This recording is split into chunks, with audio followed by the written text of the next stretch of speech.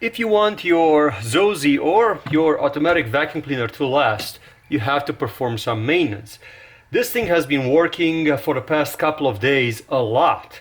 Been running some tests on it in the dirtiest parts of the house, and today we're going to clean it. I'm going to show you what you need to do as far as the cleaning part goes. First, remove the dustbin. Dustbin removed. Also, you're going to have the dustbin for the mop, which also needs to be cleaned if you're using the mop. Flip the unit upside down. There's a couple of things that you need to check. Here you have a little clamp that will release the brush. The brush has to come out and there will be hair stuck in the brush, especially if you live with somebody that has longer hair in the house. If the hair is really stubborn and it doesn't want to come off, it comes with a little attachment over here which will allow you to cut this hair out. So you could put it under and it will cut the hair out. Now in my household I don't have very much long hair, but some people do, and this is why you have this little blade and this attachment. It goes under and it cleans the brush. The brush has to stay clean. If you have a dirty brush, it will clog up the vacuum cleaner and it will cause all kinds of problems. If you look inside the vacuum cleaner, at the bottom part, as you can see, it got dirty.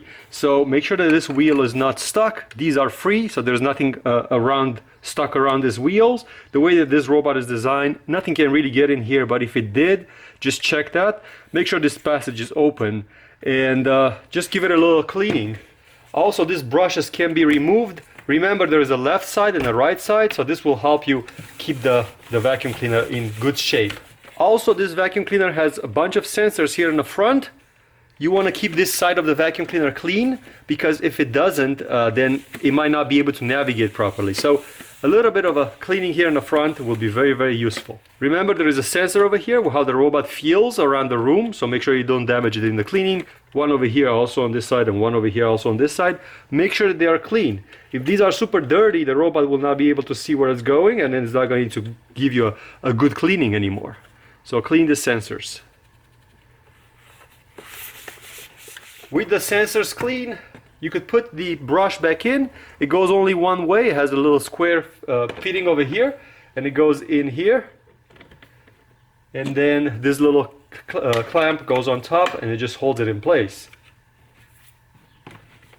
The robot part is done. If you like to be nice and shiny on top, just give it a little bit of a mopping over here. Put the blades back in, right to right, left to left. And the robot, it's good to go. You have two different dustbins. One has also a mop on it. So what I usually do, I only put distilled water over here so it doesn't clog up and leave streaks on my floors. If you want to use different kind of a water, you can, but that's the best way. This one can be removed and can be washed. I already removed and washed mine because it was dragging it all over the floor and it was really, really dirty. This dust container can be removed. I already cleaned this one out. So I already cleaned this one out, but I'm going to show you how to clean this one. Also, it has a filter, so you have to pull this tab out. And then you have a filter over here that you will have to make sure that it's clean. So there is a pre-filter, secondary filter, third filter. Make sure that it's clean. If it's not clean, what you could do is you could take a kitchen vacuum cleaner and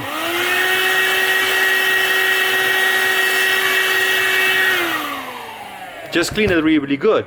To give it a really, really good cleaning, it's with a compressor. So if you have a compressor in the garage, you could just blow air through it.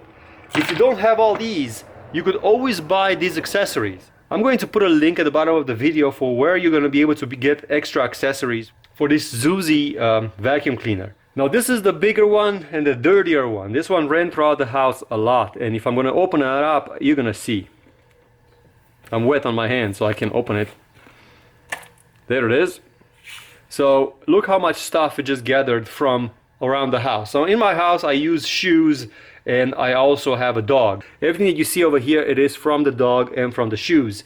This is one cleaning throughout the house, and it gathers a lot. Once you dump that in the trash, be careful. There is a little door over here. It's very fragile. Make sure you don't break it. So this is very, very important.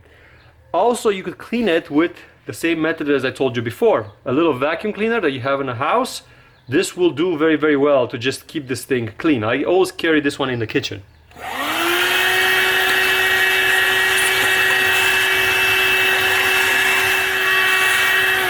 And this one is clean and is ready to go if you don't want to dig deeper. But we're gonna dig deeper today.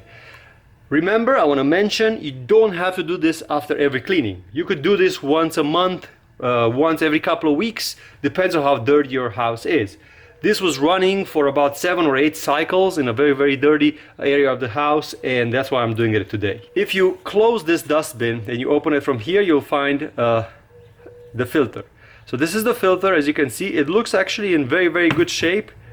And if you remove the pre-filter, you will see the actual filter that can also be cleaned or washed. With the filter removed, if you look inside here, this is also removable. So this part over here is the pre-filter, very, very thin layer over here. Make sure you don't damage it in the cleaning, but this can be washed in the sink.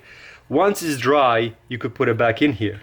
As I said, a thorough cleaning can be done, but it's not necessarily necessary, because what's going to happen in the first square meter of cleaning, the filter will get to basically this stage as it is right now.